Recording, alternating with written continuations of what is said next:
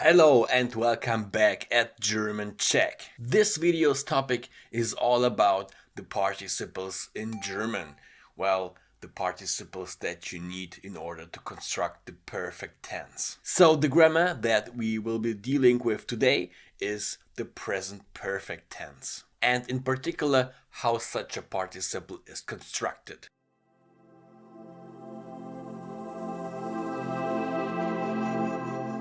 As you might have realized already, the participle is being used in order to construct a perfect tense properly. And here I talk about both perfect tenses, the past and the present one. So how do you do it and what is so hard about it? Well, the most hard thing is the same like you already have in English. There you simply have to know which verbs are regular and which ones are not, which ones are irregular, so to speak.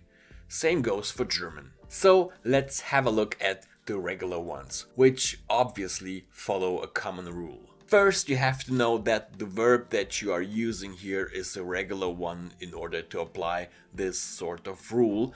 And well, which ones might that be? I give you one example. It's for instance kaufen. Yeah? Kaufen, to buy, is a regular one in German. So how you will proceed here?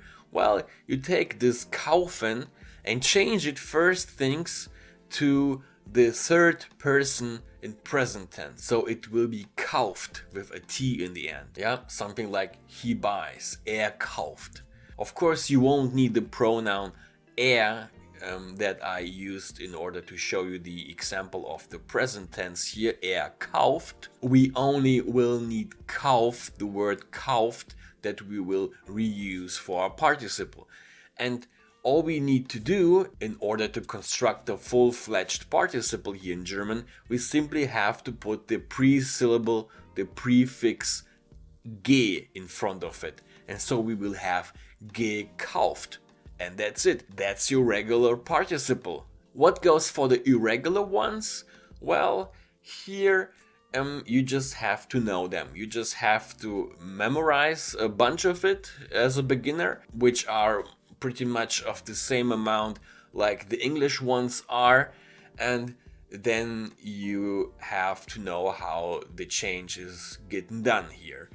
And what you can in general gather here or hold on to is the fact that most of them, except of some, like about 5 maybe, but most of them will always end with an N in the end, like you know it from the infinitive form of a verb.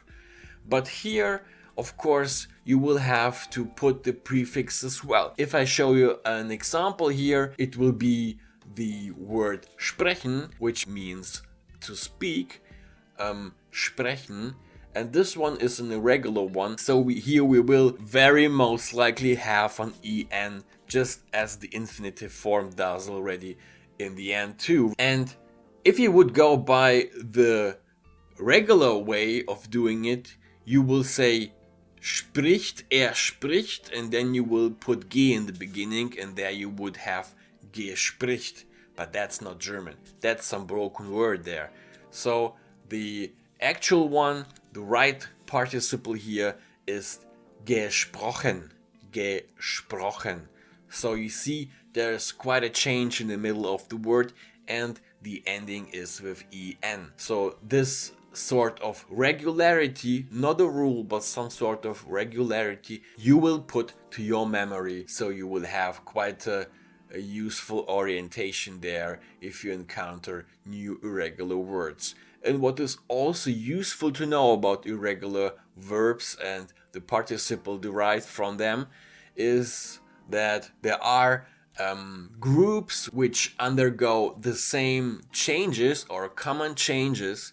So if you know one word from this group, you will most probably know how to construct the other participles as well. Here, in this case, it is actually the same way like you have it in English. There you also have similar ways of changing participles which are from irregular verbs. In general, if you know English well, you will be a fast learner on the German language as well. So guys, that's it for today. Now you know how to construct participles in German, and if you're up for staying tuned here and want to know more about how to construct the tenses, you will have to leave a like and subscribe to my channel here so you don't miss out any lessons that are going to come. And next time, most obviously, we will proceed with the present perfect tense here on German Check. And well, stay tuned. Until next time.